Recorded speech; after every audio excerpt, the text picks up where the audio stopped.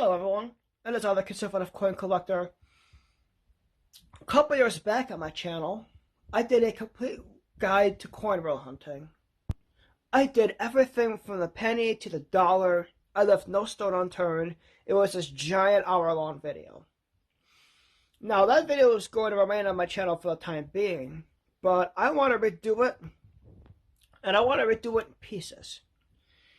I covered every denomination in one giant video, but for easier viewing and listening and for just easier altogether-ness, on top of being a more experienced YouTuber, I want to break it into pieces. Instead of covering every single coin and what you need to look out for, I'll do just the penny today. And then I'll do the nickel, the dime, the quarter, the half dollar, the dollar. And I want to do the penny first because not only is it the cheapest coin to hunt, you're also going to have the most finds and the most everything. If you're a novice hunter or even an experienced hunter, you'll know the higher up the denominations of coins get, the harder it is going to be to hunt them. And on top of being expensive too, because you can fit $50 in a penny box versus like $500 in a quarter box. I think a quarter box is $1,000, but I digress. So, because I'm going to break it into pieces, I'm going to be extra thorough with every single denomination. Just because it's not going to cover everything doesn't mean it's not going to be a shorter video. So I want to be extra thorough in covering what you need to find when coin roll hunting pennies. And there is definitely dozens of key dates to look for, especially in the wheat pennies. So with this video being as long as it's probably going to be, I don't want to keep this intro too long. With that being said, you know, like, comment, subscribe, and share, and well, on to coin roll hunting pennies. Here's what you need to look out for. How I'm going to do this video is I'm going to work my way back from modern day all the way to when I end the video. And before I get to modern day, I want to talk about proof coins. Proof coins I recommend pulling from circulation specifically because they were not meant for circulation. You can tell a coin is a proof coin by how it's minted. It's double stamped, extra polished, and it has an S mint mark. If you see an S mint mark and it's extra shiny, it is a proof, and I recommend pulling it out. When it comes to Shield Sense, I wasn't able to find anything special. No key dates, no nothing. All I'd say is just keep the proofs. There might be a coin YouTuber out there that'll show you maybe one that's worth a couple of bucks, but it's just nothing special. They're always one-off coins. So I'm going to go back to 2009 when the bicentennial cents were released.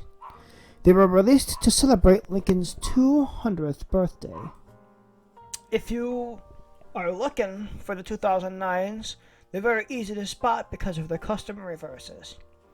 There is birth and early childhood, the formative years, professional life, and then Lincoln's presidency. And in the formative years, when you see Lincoln sitting on a log, if you take a microscope to the reverse, there's actually something known as a double thumb error that can actually be worth about 20 bucks.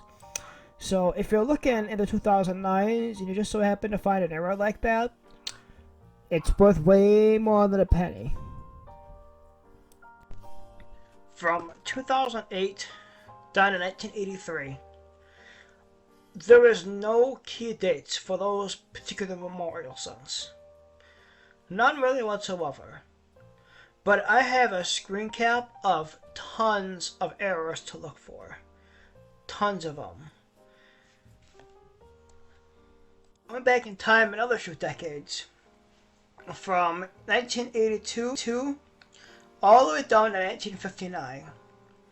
Now, 1982 was the last year that pennies were made of 90% copper. They were made of what they're made of now, from 83 on. So, on top of the melt value of copper, there are no memorial cent key dates from 59 to 83. But I do have another screen cap of tons of errors to look out for from 59 to 83. This video will be hours long if I covered all of them, and I don't want it to be hours long. So pause the video and see what I have here. And I even urge you to do some more of your own research, because the more you know about coins, the more fascinating and cooler they get. Wheat pennies. If there's one thing I'm a sucker for, it's wheat pennies. I love them. Wheat pennies get their name because of the reverse design. It is 2 wheat stalks on either side of the 1 cent in the United States of America. And on the obverse is old Abe Lincoln. Now, how did the wheat penny come to be? The wheat penny was first minted in 1909, and they made it until 1958. And it was made to celebrate Lincoln's 100th birthday. The wheat penny designer was Victor David Brenner. And one of the key dates you should look out for is a 1909 S VDB. And that VDB on the back of the wheat penny are the initials of one Victor David Brenner. Being the wheat penny actually has some dates to look out for, what should you look out for other than the VDB 1909S? I will give you 5 to... more than 5. I'll give you a few that you should look out for. A side note before I get to some key dates and some errors you should look out for. In 1943, copper was rationed for World War II, and they made steel pennies.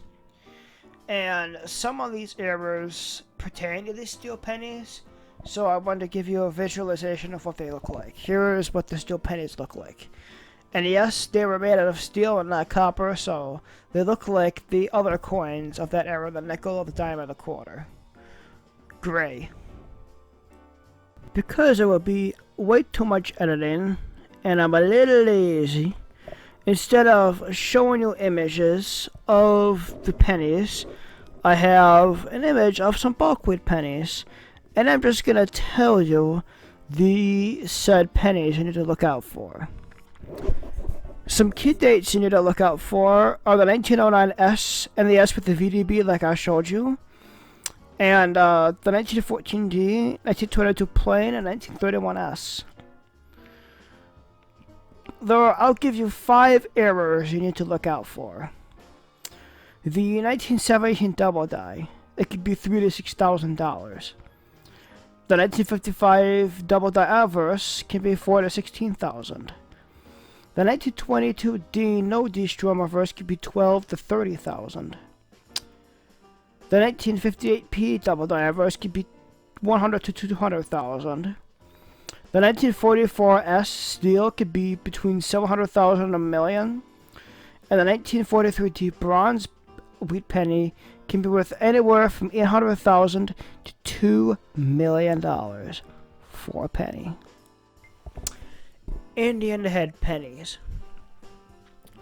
They were minted from 1859 to 1909, and if you find one while quinroll hunting, you have essentially struck gold. It is very rare to find them, but it's possible. You just have to quinroll hunt long enough to find one, and you could probably find one every maybe 100 boxes. There are some key date Indian head pennies, but if you just find one of them and it's in good enough shape, you're up a couple of bucks and you're up ahead. But there are some key dates. In 1873, there was an open and closed 3 variety. In 1864, they had a penny with a no L ribbon and an L ribbon. 1877 is just a key date period. And if you find one in fine state to mint state, That's not just a penny, that's like $3 or $4. Perhaps a penny that is very seldom found in circulation anymore. If you find it, it will be even rarer and even cooler than an Indian head. The Flying Eagle penny. Only minted from 1856 to 1858, and being as old as it is, and being that it's $30 to $40 for one of the more common ones, and $13,000 for the less common ones, if you find one in every like 1,000 penny boxes, that would be lucky. And you can only find Flying Eagles and customer raptor rolls. They're made of a different material than all the other pennies, so you would never find them in a machine wrapped roll. These, if you found one of those and you didn't freak out and celebrate, I don't know what would be wrong with you, because it's one of those pennies that, if found, you can retire from quinroll hunting. You did it. It would be an amazing find. Unfortunately, the Flying Eagle is the oldest penny you could ever potentially find while penny roll hunting, because it is the first penny in American history to be the size of what we know as a penny today.